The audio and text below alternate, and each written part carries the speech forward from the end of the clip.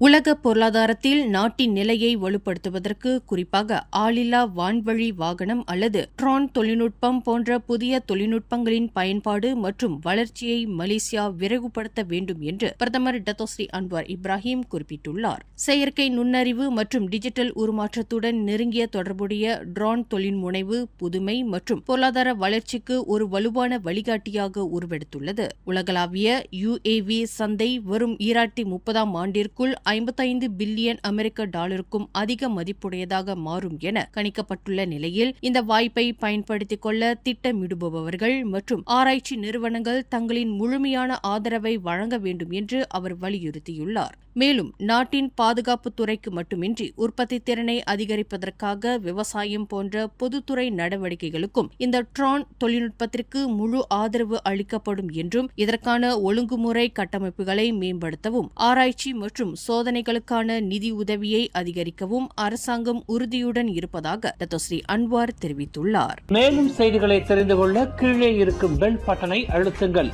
உங்கள் மகிழ்ச்சியை வெளிப்படுத்த லைக் மற்றும் ஷேர் செய்யுங்கள். தொடர்ந்து திசைகளோடு இணைந்திருக்க சப்ஸ்கிரைப் செய்யுங்கள்.